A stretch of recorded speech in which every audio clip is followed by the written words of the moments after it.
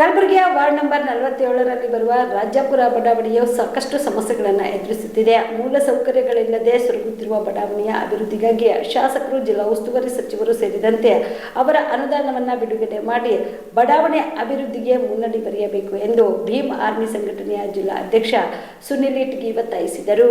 ಕಲಬುರಗಿಯ ಪತ್ರಿಕಾ ಭವನದಲ್ಲಿ ಕರೆದ ಸುದ್ದಿಗೋಷ್ಠಿಯನ್ನು ಉದ್ದೇಶಿಸಿ ಮಾತನಾಡಿದ ಅವರು, ಬಡಾವಣೆಯ ಆರಾಧ್ಯ ದೇವ ಶ್ರೀ ಮಲ್ಲಿಕಾರ್ಜುನ ದೇವಸ್ಥಾನದ ಆವರಣ ದುರಸ್ತಿಗಾಗಿ ಸುಮಾರು 50 ಲಕ್ಷ ರೂಪಾಯಿ ಮತ್ತು ಶ್ರೀ ಮಲ್ಲಿಕಾರ್ಜುನ ಸಾಂಸ್ಕೃತಿಕ ಭವನ ಪೂರ್ಣಗೊಳಿಸುವ ಸಲುವಾಗಿ ಕನಿಷ್ಠ 50 ಲಕ್ಷ ಮತ್ತು 1 ಕೋಟಿಯನ್ನು ಅನುದಾನ ನೀಡಬೇಕು ಎಂದು ಆಗ್ರಹಿಸಿದರು. ರಾಜಾಪುರದಲ್ಲಿರುವ ಡಾಕ್ಟರ್ ಬಿ.ಆರ್. ಅಂಬೇಡ್ಕರ್ ತರುಣ ಸಂಘದ ಆವರಣದಲ್ಲಿ ಸಾಂಸ್ಕೃತಿಕ ಭವನ ನಿರ್ಮಾಣಕ್ಕೆ 1 ಕೋಟಿ, ಭೋವಿ ಸಮಾಜದ ಯಲ್ಲಮ್ಮ ದೇವಸ್ಥಾನದಲ್ಲಿ ಸಾಂಸ್ಕೃತಿಕ ಭವನ ನಿರ್ಮಾಣಕ್ಕೆ 5 ಲಕ್ಷ ರೂಪಾಯಿಗಳು, 150 × 150 ಸುತ್ತಳತೆಯ ನಿವೇಶನ ನೀಡುವುದು, ಹಳೆ ಆರ್ಟಿಒ ಕಚೇರಿಯಿಂದ ಶಾಬಾದ್ ರಿಂಗ್ ರಸ್ತೆವರೆಗೂ ರಸ್ತೆ ವಿಭಜಕ ನಿರ್ಮಿಸಿ ಅಪಘಾತಗಳಿಗೆ ಕಡಿವಾಣ ಹಾಕಬೇಕು, ಹಾಳು ಬಿದ್ದ ಕಚೇರಿಯನ್ನು ನೆಲಸಮಗೊಳಿಸಿ ಪ್ರೌಢಶಾಲೆಗೆ ಸ್ಥಳಾವಕಾಶ ಮತ್ತು ಆರೋಗ್ಯ ಕೇಂದ್ರ ನಿರ್ಮಿಸಬೇಕು ಮತ್ತು ಬಡಾವಣೆಯಲ್ಲಿರುವ ನೀರಿನ ಸಮಸ್ಯೆ ಸೇರಿದಂತೆ ಹಲವಾರು ಸೌಲಭ್ಯಗಳನ್ನು ಒದಗಿಸಬೇಕು ಎಂದು ಒತ್ತಾಯಿಸಿದರು. ಕಟ್ಟಡ ಬಹಳ ಹಳೆಯದಾಗಿದೆ.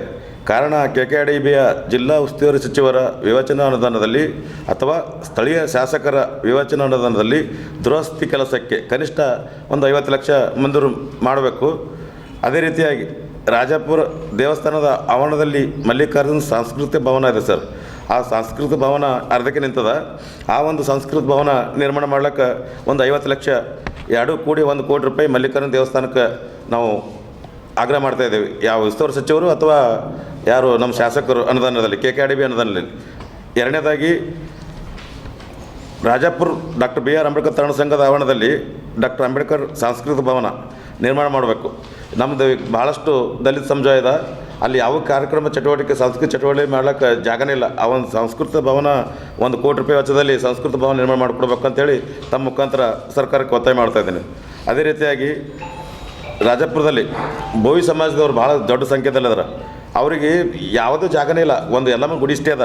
ಅದಕ್ಕಾಗಿ ಸರ್ಕಾರ ಎಲ್ಲಾದರೂ ಒಂದು 150 × 150 ಜಾಗ ಗುರುತಿಸಿ ದೇವಸ್ಥಾನದ ಅಭಿವೃದ್ಧಿ ಮಾಡಬೇಕು ಮತ್ತು ಅದಕ್ಕೊಂದು ಸಾಂಸ್ಕೃತಿಕ ಭವನ, ಎಲ್ಲಮ್ಮ ಸಾಂಸ್ಕೃತಿಕ ಭವನ ಮಾಡ್ಲಿಕ್ಕೆ ಒಂದು 50 ಲಕ್ಷ ರೂಪಾಯಿ ಕೊಡಬೇಕು ಅಂತೇಳಿ ಒಂದು ನಮ್ಮದು ಬೇಡಿಕೆ ಅದ ಸರ್ಕಾರಕ್ಕೆ ಗಮನಕ್ಕೆ ತಮ್ಮ ಮುಖಾಂತರ. ಅದೇ ರೀತಿಯಾಗಿ ಮೇನ್ ಇಂಪಾರ್ಟೆಂಟ್ ಸರ್, ಹಳೆ RTO ಕ್ರಾಸ್ನಿಂದ ಶಾಬಾದ್ ರಿಂಗ್ ರಸ್ತೆವರೆಗೆ ಪ್ರತಿದಿನ ಒಂದಿಲ್ಲೊಂದು ಆಕ್ಸಿಡೆಂಟ್ ಆಗ್ತಾಯಿದ್ದೇವೆ, ಅಪಘಾತಗಳು ಸಂಭವಿಸ್ತಾನೆ ಇವೆ ಸರ್. ನಿನ್ನೆ ರಾತ್ರಿ ಒಬ್ಬರಿಗೆ ಆಯ್ತು ಸರ್, ನಿನ್ನೆ ರಾತ್ರಿ ಸುದಕ್ಕೆ ಪೂರಾ 2 ಇಂಜುರಿ ಭಾಳ ಆಗಿತ್ತು. ಅದಕ್ಕಾಗಿ ಸರ್ಕಾರದವರು ಈ ಒಂದು ರಾಜಾಪುರ ಹಳೆ RTO ಕ್ರಾಸ್ನಿಂದ ಶಾಬಾದ್ ರಿಂಗ್ ರೋಡಿಗೆ ಡಿವೈಡರ್ ಮಾಡಬೇಕು. ಡಿವೈಡರ್ ಮಾಡಿ ಅಲ್ಲಿ ಇಲ್ಲಿ ಕೆಲವೊಂದು ಕಡೆಗೆ ಹಂಪ್ ಹಾಕಬೇಕು, ರಸ್ತೆ ಹಂಪುಗಳು ಹಾಕ್ಬೇಕಂತೇಳಿ ತಮ್ಮ ಮುಖಾಂತರ ಸರ್ಕಾರಕ್ಕೆ ಒತ್ತಾಯ ಮಾಡ್ತೀವಿ. ಅದೇ ರೀತಿಯಾಗಿ 47 ರಾಜಾಪುರ 47 ವಾರ್ಡ್ ನಂಬರ್ ಏನದ ಭಾಳ ವಿಸ್ತಾರವಾಗ್ಯದ. ಸುತ್ತಮುತ್ತಲ ಜನ ಭಾಳ ಒಂದು ದೂರ ದುಮ್ಮಲ್ಲಿ ಕೊಡಬೇಕಾದ್ರೆ ಪೊಲೀಸ್ ಸ್ಟೇಷನ್ ಯೂನಿವರ್ಸಿಟಿ ಒಳಗೆ ಹೋಗಕ್ಕೆ ಯಾರ ಮಂದಿಗೆ ಗೊತ್ತಿಲ್ಲ ಸರ್, ಭಾಳ ಮಂದಿಗೆ ಗೊತ್ತಿಲ್ಲ. ಅದಕ್ಕಾಗಿ ಯೂನಿವರ್ಸಿಟಿ ಪೊಲೀಸ್ ಸ್ಟೇಷನ್ದು ಏನದ ವಿಶ್ವವಿದ್ಯಾಲಯ ಪೊಲೀಸ್ ಸ್ಟೇಷನ್ದು ಒಂದು ಔಟ್ ಪೋಸ್ಟ್ ರಾಜಾಪುರ ರಿಂಗ್ ರೋಡಿಗೆ ನಿರ್ಮಾಣ ಮಾಡಬೇಕು ಅಂತೇಳಿ ಸರ್ಕಾರಕ್ಕೆ ತಮ್ಮ ಮುಖಾಂತರ ನಾವು ಒತ್ತಾಯ ಮಾಡ್ತೇವೆ. ಅದೇ ರೀತಿಯಾಗಿ ರಾಜಾಪುರ ಅರ್ಜನ್ ಬಡಾವಣೆಯಲ್ಲಿ ಮೇನ್ ರೋಡ್ ಶಾಬಾದ್ ರೋಡಿಗೆ ಒಂಥರ ಅರ್ಜನ್ ಬಡಾವಣೆಯಲ್ಲಿ NCCದೊಂದು ಕಚೇರಿ ಇದೆ ಸರ್, ಹಾಳು ಬಿದ್ದದ ಭಾಳ. ಇಲ್ಲಿ ಭಾಳ ಹೊಲಸಾಗ್ಯದ ಭಾಳ. ಅಲ್ಲಿ ಎಲ್ಲ ಹಂದಿಗಳು ಅವು ಇವು ಕೆಲವೊಂದು ಎಲ್ಲ ಕಚೇರಿ ಒಳಗಡ್ಲತ್ತಾರ. ನಮ್ಗೆ ರಾಜಾಪುರದಾಗ ಹೈಸ್ಕೂಲಿಗೆ ಜಾಗ ಇಲ್ಲ, ಮಕ್ಕಳಿಗೆ ಭಾಳ ಸಣ್ಣದ ಜಾಗ ಆಗ್ಯದ. ಅಲ್ಲಿ ಪ್ರೈಮರಿಲಿಂದ 7ನೇ ತನಕ ಅಡ್ಜಸ್ಟ್ ಆಗ್ತದೆ. 8, 9, 10 ರಾಜಾಪುರನಾಗ ಇದ್ದ ಸಲಕ ಇವ್ರಿಗೆ ಜಾಗ ಇಲ್ಲ. ಈ ಮಕ್ಕಳು ಆಟಕ್ಕೆ ಮತ್ತು ಪಾಠಕ್ಕೆ ಎರಡಕ್ಕೂ ಜಾಗ ಇಲ್ಲ. ಈ ಒಂದು NCC ಏನು ಜಾಗ ಅದ, ಒಂದು 2 ಎಕರೆ 3 ಎಕರೆ ಜಾಗ ಅದ. ಆ ಜಾಗದಲ್ಲಿ ಈ ಒಂದು ಹೈಸ್ಕೂಲ್ ನಿರ್ಮಾಣ ಮಾಡಬೇಕು. ಅಲ್ಲಿ ರಾಜಾಪುರಕ್ಕೆ ಹೈಸ್ಕೂಲ್ ನಿರ್ಮಾಣ ಮಾಡ್ಬೇಕಂತೇಳಿ ನಾವು ತಮ್ಮ ಮುಖಾಂತರ ಸರ್ಕಾರಕ್ಕೆ ಒತ್ತಾಯ ಮಾಡ್ತೀವಿ. ಅದೇ ರೀತಿಯಾಗಿ ರಾಜಾಪುರ ಬಡಾವಣೆಯಲ್ಲಿ ಸುಮಾರು ವರ್ಷದಿಂದ ಒಂದು 20 ವರ್ಷದಿಂದ ಒಂದು ಹಳಿದ ಸ್ಟ್ರೈಕ್ ಆಗಿತ್ತು ಸರ್.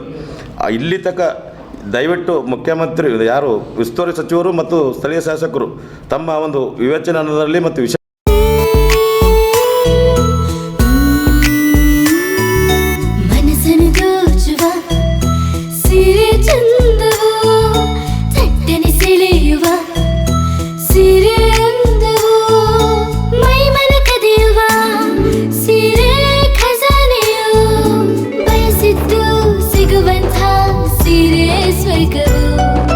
ಮದುವೆಯ ಸಂಭ್ರಮದ ಚಿತ್ತಾರದ ಸೀರೆಗಳು